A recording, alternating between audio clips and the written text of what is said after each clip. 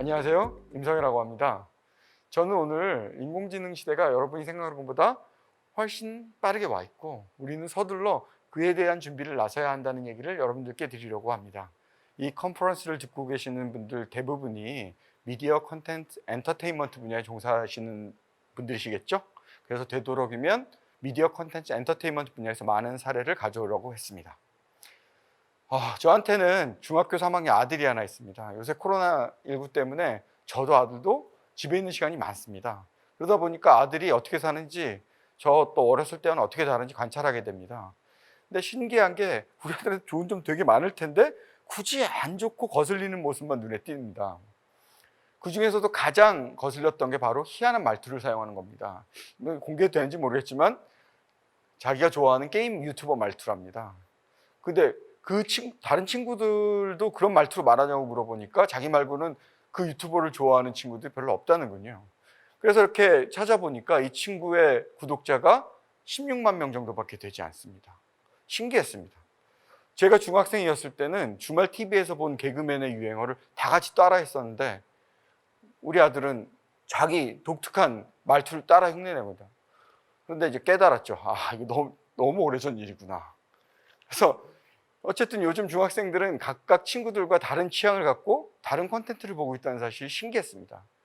생각해보니 저만 해도 TV만 보던 시절과는 너무 다르게 콘텐츠를 소비하고 있다는 사실을 깨달았습니다.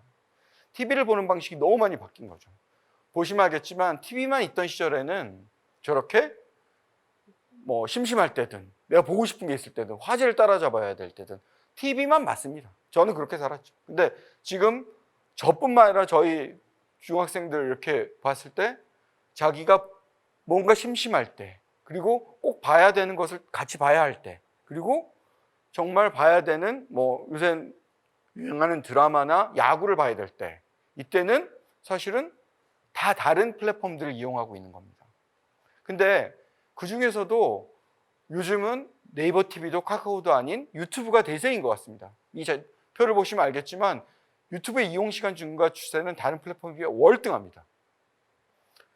자, 다른 우리의 아들 얘기로 돌아와 보죠. 그 유튜브를 어떻게 알게 됐니? 라고 물어봤더니 그냥 유튜브에서 떴답니다.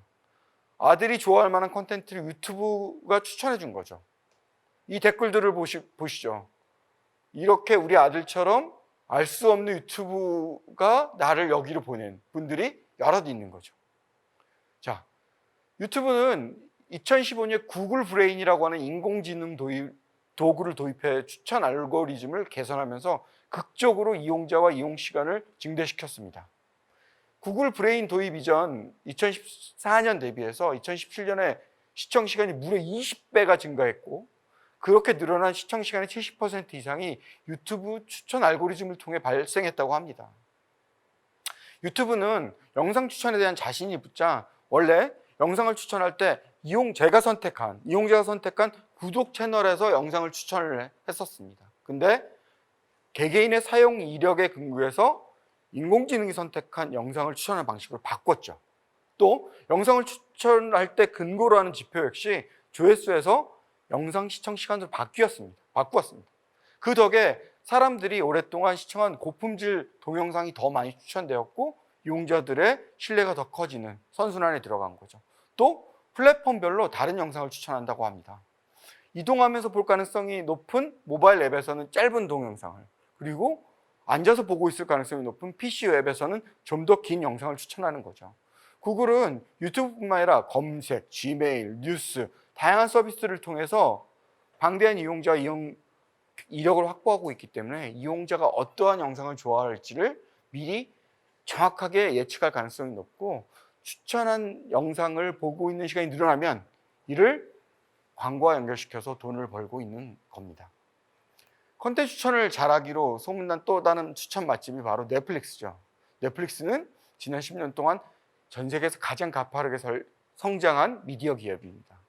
2019년 지금은 더 많이 늘었죠. 거의 코로나19 때문에 1억 9천만 명 가까이 되고 있고 그다음에 2019년 매출이 200억 달러가 넘습니다. 그리고 매년 30%가 넘는 가파른 성장을 하고 있습니다. 근데 넷플릭스의 매출은 오로지 유료 회원들이 내는 월정액 요금에서 나옵니다. 그렇기 때문에 현재 회원들이 볼만한 것이 많다고 느끼고 가급적 많은 시간을 보낼 수 있게 해서 서비스 탈퇴를 하지 못하도록 하는 것이 매우 중요합니다. 그래서 넷플릭스는 이용자 개개인들이 좋아할 만한 영상을 찾아내서 보기 좋게 추천해 주는 것에 사활을 걸고 있습니다. 실제로 자기 취향이 분명한 사람들은 넷플릭스가 여타 플랫폼에서는 자기한테 추천해 주지 못하고 찾아보기 어려웠던 취향 저격형 콘텐츠를 추천해 줘서 깜짝 놀랐다는 얘기를 하곤 합니다. 자, 이 화면은 지난주 어느 날 제가 강의안을 준비하면서 바로 동시에 보시면 알겠지만 1시 49분과 1시 50분입니다. 거의 동시에 스크린 캡처한 저희 아내와 저에게 저의 화면, 어떤 게 아내 거고 제 건지는 비밀입니다. 완전 다르죠. 그래서 이 넷플릭스 경험이라고 불리워지는 이 개인 맞춤형 추천은 다양한 알고리즘 집합을 통해 가능해진다고 합니다. 넷플릭스는 이용자 개개인이 어떤 디바이스에서 어떤 시간, 어떤 요일에 쭉 보는지 아니면 그냥 끊어서 보는지, 넷플릭스 서비스 안에서 어떻게 컨텐츠를 찾는지, 또 추천받은 걸 보는지, 이런 것들을 데이터를 축적한 후에 이를 다양한 알고리즘을 통해서 개인화시키고, 이런 노력의 결과 넷플릭스 시청 시간의 75%가 추천 알고리즘에서 발생한다고 합니다. 넷플릭스, 유튜브 다음에 사실 또 다른 추천 맛집으로 유명한 데가 바로 곧 한국에 들어온다고 하는 스포티파이입니다. 지금 보시는 스포티파이 디스커버 위클리는 매주 사용자 입맛에 맞을 만한 30곡의 음악 리스트를 뽑아줍니다. 개인별 취향 프로파일을 분석하고 다른 이용자가 만든 20억 개의 재생 목록 데이터를 분석해서 취향 프로필과 데이터 분석 결과를 합쳐서 다른 사용자가 재생한 곡과 사용자가 들은 곡 사이에 관계를 파악해서 사용자가 좋아할 만한데 한 번도 재생하지 않았던 음악을 매주 월요일 30곡씩 추천해 주는 거죠. 이 서비스에 대해서 미국의 한 코미디언은 디스커버 위클리가 어떻게 나를 이렇게 잘하는지 모르겠다. 죽을 만큼 날 사랑했던 옛날 애인 같은 느낌, 이렇게 극찬했다고 하니까 한국에 들어오면 꼭 한번 써봐야겠다고 생각을 하고 있습니다. 자, 이 세 서비스의 공통점은 인공지능을 통해 개개인에서 나오는 방대한 데이터를 분석해서 개인들의 취향과 습관을 파악한 다음 딱 맞는 상품과 서비스를 추천하는 것이라고 정의할 수 있습니다. 인공지능이 이전에는 실시간 개인 맞춤형 추천을 하지 못했습니다. 그래서 개인들을 몇 개의 그룹으로 나눈 뒤에 그 그룹에 포함시키고 그 그룹에 맞춰서 추천해준 세그먼트 마케팅을 했었죠. 그런데 인공지능 도구들은 마케터들이 장기간에 걸쳐 진행해오던 작업들을 극적으로 단축시켜서 훨씬 짧은 시간에 작업을 수행할 수 있게 하도록 지원했습니다. 그래서 인공지능 도구는 개인에 대한 정보가 누적될수록 기계학습을 통해 개별 고객의 행동과 심리에 대한 정보를 축적하고 이를 기반으로 총찰력을 더 할 수 있기 때문에 점점 더 정확한 고객 맞춤형 추천을 할 수 있게 됩니다. 인공지능 초기인의 패턴은 과거의 세그멘트 마케팅처럼 고객을 어떤 그룹의 일원이나 광범위한 범주나 구분의 하나로 취급하는 것이 아니라 각각의 개개인을 올곧게 개인으로 취급하면서 실시간으로 고객에게 맞춤형 콘텐츠를 줄 수 있게 된 겁니다. 이런 것처럼 개인화가 대표적인 인공지능을 활용하는 사례인데요. 이 끝 외에도 미디어 콘텐츠 분야에서 인공지능을 활용하려는 시도는 여러 갈래에서 있어 왔습니다. 이 장표를 보시면 길게 설명하지 않겠습니다. 저 굉장히 다양한 소설, 영화 이런 쪽에서 어떻게 인공지능을 활용해서 영화 예고편을 만든다거나 영화 시나리오를 만든다거나 그림의 모작을 만든다거나 이런 다양한 방식의 인공지능을 활용하려는 시도가 있었습니다. 그런데 이런 것들 외에 좀 더 구체적으로 최근 사례들 한번 보면 대표적인 사례가 바로 윈블던 테니스입니다. 윈블던 테니스 잘 아시죠? 굉장히 유서 깊은 테니스 대회인데 이 테니스 대회가 어떻게 하면 좀 더 최신 이 트렌드에 맞출 수 있을까를 고민하면서 IBM 왓슨이라는 또 유명한 인공지능 솔루션 메이커와 손을 잡고 윈블던에서 있는 모든 테니스 매치들의 인공지능을 동원해서 하이라이트를 거의 실시간으로 저렇게 제공을 하게 됩니다. 보시면 알겠지만 보통 6개, 원리를 좀 설명드리면 보통 6개 테니스 코트에서 경기가 벌어집니다. 물론 뭐 결승전이나 중요한 경기들은 딱 한 경기밖에 안 열리지만 뭐 다른 경기, 뭐 예선 경기들 이런 것들은 여러 경기에서 열리는 거죠. 그거를 사람이 다 투입돼서 하이라이트를 만들려고 하면 굉장히 많은 시간과 인력과 시간이 필요합니다. 근데 인공지능은 6개의 카메라, 6개의 코트에 다 이 카메라가 들어가 있고, 그 다음에 그것을 이 도표를 보시면 알겠지만 관객의 응원 소리, 그 다음에 심판의 이제 판정, 그 다음에 이런 것들을 다 조합해서 어떤 것이 중요한 것인지, 어떠한 장면이 중요한 장면인지를 저렇게 실시간으로 타임라인으로 관리를 해서 고객들한테 제공해 주는 거죠. 이렇게 되면 훨씬 더 빠르게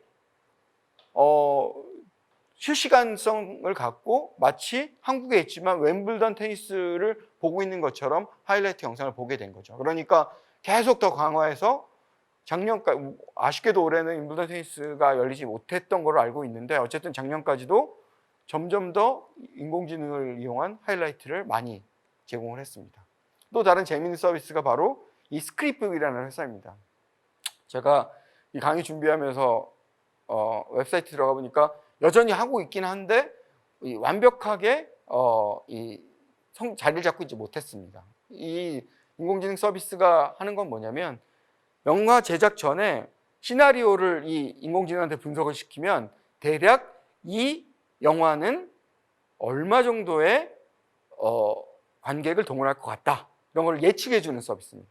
그래서 패신저스라는 영화가 가장 근접하게 맞췄는데, 스크립북은 1억 1,800명 정도 볼 거라고 했는데 1억 명 정도가 이제 봤다는 거죠.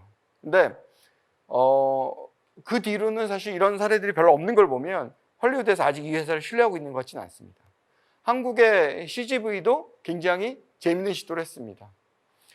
올해 잘 아시지만 코로나19 덕분에 영화들이 개봉을 거의 안 했죠. 그러니까 극장들이 쉴 수가 없으니까 재개봉을 많이 했습니다. 근데 재개봉 영화 선택에 바로 인공지능을 활용하려고 한 거죠. 사실 재개봉 영화 선택할 때 뭐 쉽게 생각하면 그냥 인기 있었던 영화 다시 틀어주면 되는 거 아니야? 라고 생각할 수 있는데, 사실 1,300만이 관람했던 한국에서만 어벤져스 엔드게임이 4월 말에 재개봉을 했어요. 근데 한 주일 동안 6,700명, 약 6,700명밖에 안 봤어요. 고 장국영이 주연했던 패왕별이 언제적 패왕별입니까? 그 오리지널 재개봉 성적보다 더 낮았던 거죠. 그래서 이런 어려움 때문에 CGV는 어차피 넘어진 김에 쉬어간다고 흥행이 잘 안 될 거니까 이번에 사람이 아니라 빅데이터 머신러닝을 통해서 재개봉을 한번 해보자 라고 선정을 하고, 지난 2월부터 5월까지 자료를 활용해서 재개봉 영화를 선택을 이제 그 인공지능에게 시켜봤습니다. 그때 이제 넣었던 변수가 최초 개봉 시 관람객 특성, 재개봉 관람객 수, 장르나 감독 같은 특징, 그 다음에 관람객 반응, 평점 이런 거죠. 그 다음에 케이블 영화 채널 편성 현황, 이런 100가지 변수를 투입해가지고 7월 9일부터 15일까지 딱 한 주일 동안만 기획전을 연 거죠. 그때 선택받은 영화가 바로 저 세 편입니다. 맘마미아, 겟아웃, 그 다음에 월요일이 사라졌다. 그 중에서 1등 할 거라고 인공지능이 예측한 영화는 맘마미아. 이것은 뭐 기억하시는지 모르겠지만 라라랜드가 굉장히 인기를 끌었잖아요. 그러니까 라라랜드 같은 그런 영화에 비춰볼 때 될 거다라고 이제 인공지능이 예측을 한 거죠. 근데 일단 기본적으로 이 세 편 다 흥행 실적이 별로 안 좋았습니다. 그리고 1위를 할 거라고 예상했던 맘마미아는 꼴찌를 했고요. 겟아웃이 1등, 그다음에 월요일이 사라졌다가 2등을 차지한 거죠. 그러니까 그러면 CGV 측은 왜 이런 일이 일어났을까라고 얘기를 해보면, 사실 2월에서 5월까지 데이터는 신규 개봉이 하나도 없는 다 재개봉 영화들만 있던 시절의 데이터였는데 이때 7월 둘째 주에 그 때는 살아있다, 반도 이런 기대작들이 개봉을 함께 하고 있었기 때문에 실제로 자기 분석 데이터를 넣었을 때랑 굉장히 달라졌다. 그래서 평가할 수 없었다라고 얘기를 합니다만, 이 얘기는 무슨 얘기인 거 아니? 아직 뭐 스크립북 사례도 그렇고 CGV 사례도 그렇고 아직 이 인공지능을 통한 예측이라는 게 만족스럽진 않다라는 걸 알 수 있습니다. 그렇죠? 자, 이 영상 한번 보겠습니다. 어떠세요? 배구 중계인데 최근에 코보컵 이제 열렸었죠. 늘 보시던 영상하고 좀 차이가 있죠. 근데 보시면 알겠지만 ESPN이 중계하고 있는 영상입니다. 근데 이 영상의 핵심은 바로 사람이 찍지 않았다는 겁니다. 인공지능 카메라가 무인을 촬영한 영상이고요. 픽셀럿이라는 회사가 상용화해서 미국의 ESPN 지역 채널에 납품한 영상입니다. 원리를 한번 살펴볼까요? 보시면 알겠지만 아까 이제 이 윈블던 테니스하고 비슷한데요. 저 맨 위에 센서 카메라라는 것이 존재하고 이 센서 카메라가 경기 전체를 찍습니다. 그러면 이미 이 어떤 장면들에서 내가 카메라를 움직여야 되는지 그 학습을 통해서 알고 있는 인공지능과 그 다음에 경기 규칙을 이해하고 있는 인공지능이 지시를 내립니다. 로보틱 카메라로.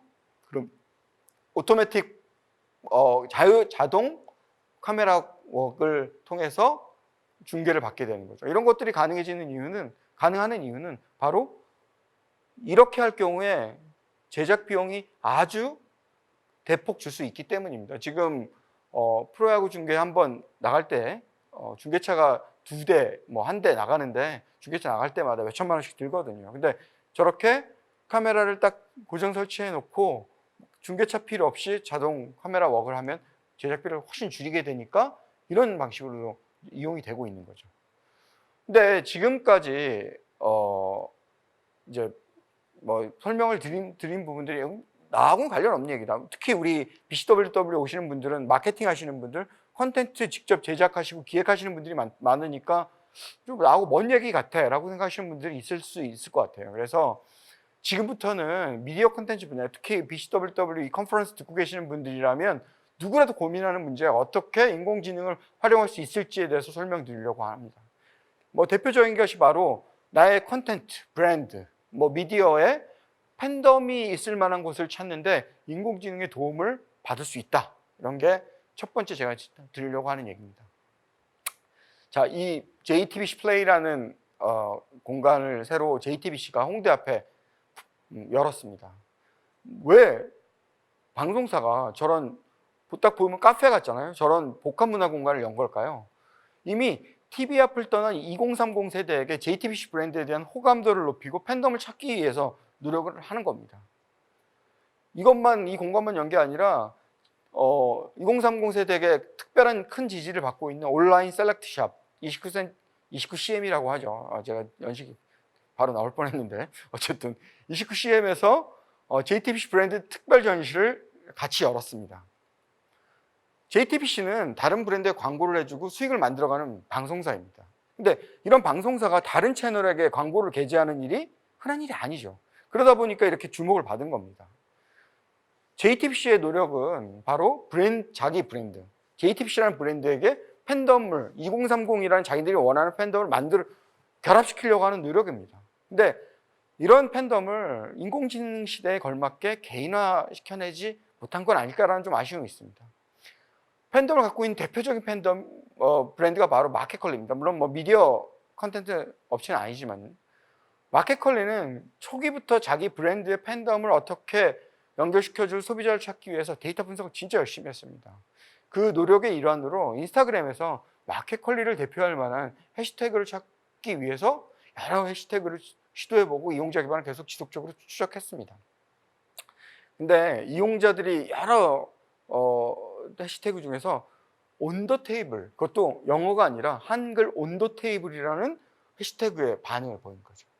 그래서 마켓컬리 보시면 알겠지만 해시태그 이벤트로 마켓컬리하고 온더 테이블을 같이 쓰도록 유도를 한 겁니다. 그렇게 하니까 마켓컬리와 온더 테이블은 인스타그램 유저가 내가 얼마나 예쁘게 사는지, 음식, 식기, 테이블복, 캔들까지 내가 얼마나 까다로운 안목과 취향을 갖고 있는지를 보여주는 증거 수단이 되었고, 마켓컬리는 그런 팬덤과 연결이 된 겁니다. 그래서 온더 테이블을 하고 사는 사람들은 마켓컬리를 이용하는 사람이라는 그런 등치가 만들어진 거죠. 마켓컬리는 이러한 팬덤을 찾기 위해서 지속적으로 데이터 분석을 해서 이런 결과를 만들어낸 겁니다. 현대자동차도 미국 젊은이들을 공략하기 위한 방법으로 인공지능을 통해서 인스타그램과 트위터의 실시간 데이터를 분석해서 잠재 고객이 누구일지, 어떤 페르소나를 갖고 있는 군일지, 또 개인일지, 그 다음에 그 고객들한테 영향을 미치는 인플루언서는 누군지, 그리고 이들이 현대자동차와 관계를 맺게 하려면 어떻게 트리거를 해야 되는지 이런 거를 밝혀내기 위해서 미국에 있는 인공지능 업체와 협업 중이라고 밝힌 바 있습니다. 요즘 많은 마케팅 대행사도 꼭 아까 이 현대자동차하고 협업하고 있는 인플루언서 같은 대행사뿐만 아니라 헬릭스나 이런 수많은 마케팅 대행사들, 한국에 있는 수많은 마케팅 대행사들이 인공지능을 이용해서 내 브랜드하고 내 콘텐츠의 팬이 되어줄 고객의 페르소나를 찾아주겠다. 그 다음에 이들을 공략할 수 있는 마케팅 캠페인을 제안을 합니다.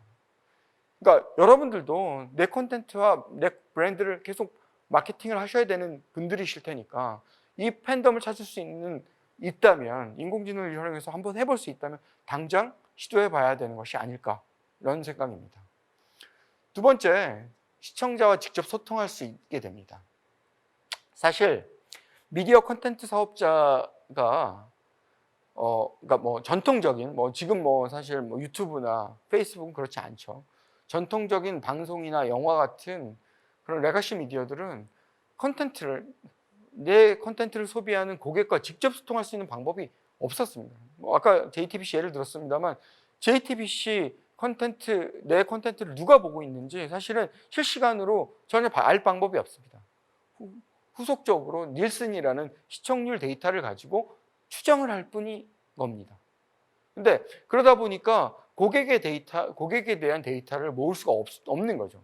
유튜브나 넷플릭스나 페이스북 같은 데랑 전혀 다르게 데이터가 없으니까 시청자 개개인에 대한 분석을 하지 못하고, 그러니까 점점 더 고객에 대한 이해가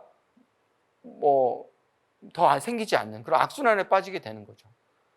그래서 미국의 방송사인 내셔널 지오그래피는 아인슈타인에 대한 드라마를 큰 돈을 들여서 만들고 나서 시청자들과 직접 소통을 좀 해야겠다라고 하면서 그때 만들어낸 시청자하고 직접 소통 수단이 바로 챗봇입니다. 이 챗봇은